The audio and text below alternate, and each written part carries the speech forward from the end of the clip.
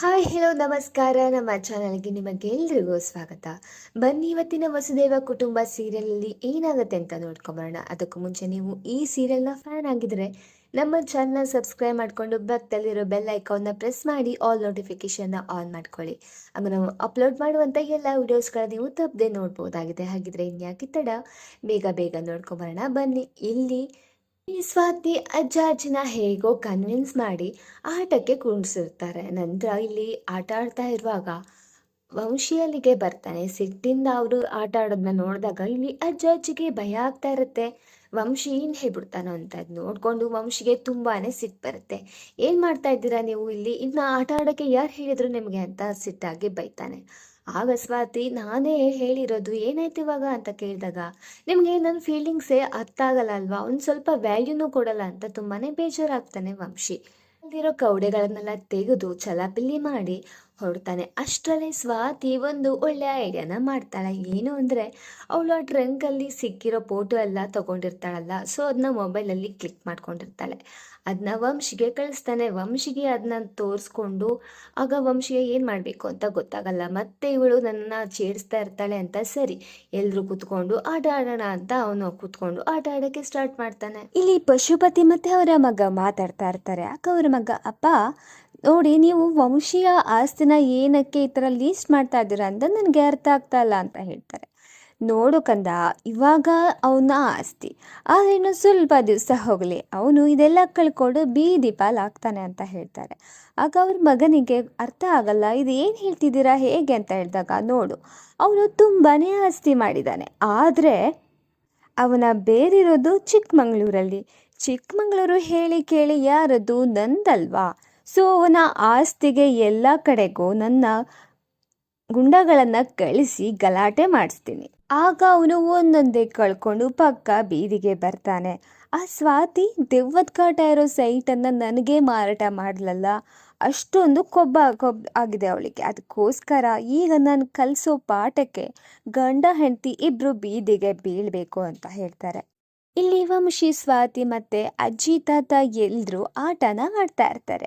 ಆಗ ಇದೇನೋ ವಂಶಿ, ನನಗಂತೂ ನಂಬಕ್ಕೆ ಆಗ್ತಲ್ಲ, ನೀನು ಆಟಕ್ಕೆ ಕುತ್ಕೊಂಡ್ಬಿಟ್ಟಿದೀಯ ಅಂತ ಅಜ್ಜ ಹೇಳ್ತಾರೆ. ಹೌದು, ಆಗ ಸ್ವಲ್ಪ ಕೆಲಸದ ಟೆನ್ಷನ್ನಲ್ಲಿ ರೇಗಾಡಿದೆ ಅಷ್ಟೇ, ಇವಾಗ ನಿಮ್ಮ ಜೊತೆ ಚಿಲ್ಲಾಗಿರೋಣ ಅಂತ ಆಟ ಆಡ್ತಿದ್ದೀನಿ ಅಷ್ಟೇ ಅಂತ ಹೇಳ್ತಾರೆ. ನಂತರ ಅಲ್ಲಿ ಆಟ ಆಡ್ತಾ ಇರುವಾಗ ವಂಶಿಗೆ ಒಂದು ಮೆಸೇಜ್ ಬರುತ್ತೆ. ಆ ಮೆಸೇಜನ್ನು ನೋಡ್ತಾ ಇರೋ ಟೈಮಲ್ಲೇ ಇಲ್ಲಿ ಸ್ವಾತಿ ಆ ಕಾಯನ್ನು ನಡೆಸ್ಬಿಡ್ತಾಳೆ. ಆಗ ತಾತ ಇವಳು ಮೋಸ ಮಾಡಿದ್ಲು ಅಂತ ಕೂಗಾಡ್ತಾ ಇರ್ತಾನೆ ವಂಶಿ. ನಾನೇನು ಮಾಡಿಲ್ಲ ಅಂತ ಇಲ್ಲಿ ಸ್ವಾತಿ ಕೂಡ, ಓ ನನಗೆ ಗೊತ್ತಾಯಿತು, ಈ ಆಟದಲ್ಲಿ ನಾನು ಗೆದ್ಬಿಟ್ರೆ ನೀನು ಆ ಫೋಟೋನ ಕೊಡಬೇಕಲ್ವಾ, ಅದಕ್ಕೋಸ್ಕರ ಮೋಸದಾಟ ಮಾಡ್ತಾ ಇದೀಯ ಅಂತ ವಂಶಿ ಸ್ವಾತಿಗೆ ಹೇಳ್ತಾನೆ. ಏನಿಲ್ಲ ತಾತ, ನೀವೇ ಹೇಳಿ, ನಾವಿಬ್ರು ಒಂದೇ ಗ್ರೂಪ್ ಅಲ್ವಾ, ನಾನು ಮೋಸ ಮಾಡ್ತೀನ ಅಂತ ಹೇಳ್ತಾರೆ. ಸುಮ್ಮನೆ ಮುಚ್ಚಿಕೊಂಡು ನನಗೆ ಫೋಟೋ ಕೊಡು ಅಂತ ಇಲ್ಲಿ ವಂಶಿ ಸ್ವಾತಿಗೆ ಹೇಳ್ತಾನೆ. ಸ್ವಾತಿಲಿ ಕೊಡಲ್ಲ ಅಂತ ಗಲಾಟೆ ಮಾಡ್ತಿರುವಾಗ ಅವನ್ನ ಆಟ ಆಡಿಸ್ಕೊಂಡು ಮನೆಯೆಲ್ಲ ಓಡ್ತಾ ಇರ್ತಾರೆ. ಇದು ನೋಡಿಕೊಂಡು ತಾತ ಮತ್ತು ಅಜ್ಜಿಗೆ ತುಂಬಾ ಖುಷಿ ಆಗ್ತಾ ಇರುತ್ತೆ. ಅವರು ಕೂಡ ಎಂಜಾಯ್ ಮಾಡಿಕೊಂಡು ನಗ್ತಾ ಇರ್ತಾರೆ. ಇಲ್ಲಿ ಗೀತಾ ನಿನ್ನೆ ಆಗಿರೋದನ್ನೆಲ್ಲ ನೆನ್ಪು ಮಾಡಿಕೊಂಡು ಬೇಜಾರಲ್ಲಿ ಕುತ್ಕೊಂಡಿರ್ತಾರೆ.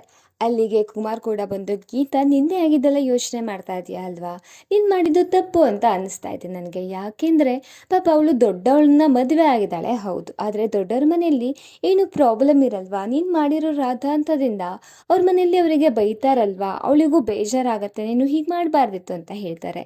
ಇಲ್ಲಿ ಗೀತಾ ಏನು ಮಾತಾಡಲ್ಲ, ಆದರೂ ಮನಸ್ಸಲ್ಲೇ ಅವಳಿಗೆ ತುಂಬಾ ಬೇಜಾರಾಗತ್ತೆ. ಯಾಕೆಂದರೆ ಅವಳ ಮುಖ ನೋಡಿದ್ರೇ ಗೊತ್ತಾಗ್ತಾ ಇರತ್ತೆ. ನಂತರ ಇಲ್ಲಿ ತಾತ ನಗಾಡ್ತಾ ಹಾಗೆ ತಲೆ ತಿರುಗಿ ಬಿಟ್ಬಿಡ್ತಾರೆ. ಮನೆಯವರಿಗೆಲ್ಲರೂ ಟೆನ್ಷನ್ ಆಗುತ್ತೆ.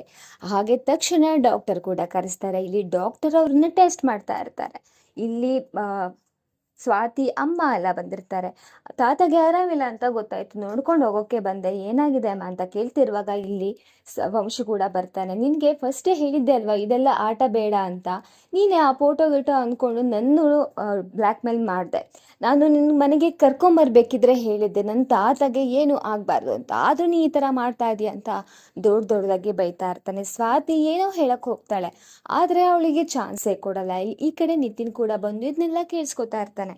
ಆಗ ಅಜ್ಜಿ ಹೇಳ್ತಾರೆ, ಬೀಗ್ರೆ ಏನು ಅನ್ಕೋಬೇಡಿ, ವಂಶಿಗೆ ತಾತ ಅಂದರೆ ತುಂಬ ಇಷ್ಟ, ಅದಕ್ಕೋಸ್ಕರ ಭಯದಿಂದ ಈ ಥರ ಮಾಡ್ತಾ ಇದ್ದಾನೆ ಅಷ್ಟೇನೆ ಅಂತ. ಇಲ್ಲಿ ಸ್ವಾತಿ ತುಂಬಾನೇ ಬೇಜಾರಾಗಿ ಅಳ್ತಾ ಇರ್ತಾರೆ. ಈ ಕಡೆ ವಂಶಿ ಕೂಡ ಬೈದಿದ್ದಾನೆ. ಆ ಕಡೆ ತಾತ ಕೂಡ ಆರಾಮಿಲ್ಲ, ಏನಾಗುತ್ತೋ ಅಂತ ಬೇಜಾರಲ್ಲಿರುವಾಗ ಅವರ ಅಮ್ಮ ಅವಳಿಗೆ ಸಂತೈಸ್ತಾ ಇರ್ತಾಳೆ. ನಂತರ ಇಲ್ಲಿ ಡಾಕ್ಟರ್ ಬರ್ತಾರೆ. ಡಾಕ್ಟರ್ ಏನಾಗಿದೆ ಅಂತ ಕೇಳ್ದಾಗ, ನೋಡಿ ಆ ಪಗಡೆನ ಆಟ ಆಡ್ದವ್ರು ಯಾರು ತಾತ ಜೊತೆ ಅಂತ ಹೇಳ್ತಾರೆ. ಆಗ ವಂಶ್ಗೆ ಸಿಟ್ಟು ಬಂದು ಸ್ವಾತಿ ಕೈ ಹಿಡಿದು ಎಳಿತಾನೆ. ಡಾಕ್ಟರ್ ಇವರೇ, ನಾನು ಎಷ್ಟು ಬೇಡ ಅಂದರೂ ಬಲವಂತ ಮಾಡಿ ಆಟ ಆಡಿದ್ರು ಅಂತ ಬೈತಾನೆ. ಆಗ ತುಂಬ ಒಳ್ಳೆ ಕೆಲಸ ಮಾಡಿದ್ಯಮ್ಮ ನೀನು ಅಂತ ಹೇಳ್ತಾರೆ. ಆಗ ಎಲ್ರಿಗೂ ಸರ್ಪ್ರೈಸ್ ಆಗುತ್ತೆ. ಡಾಕ್ಟರ್ ನೀವೇನು ಹೇಳ್ತಾ ಇದ್ದೀರಾ ಅಂತ ಕೇಳಿದಾಗ, ನೋಡಿ ಅವರು ಪಗಡೆ ಆಡುವಾಗ ತುಂಬಾನೇ ಎಂಜಾಯ್ ಮಾಡಿಕೊಂಡು ಖುಷಿಯಾಗಿದ್ದಾರೆ.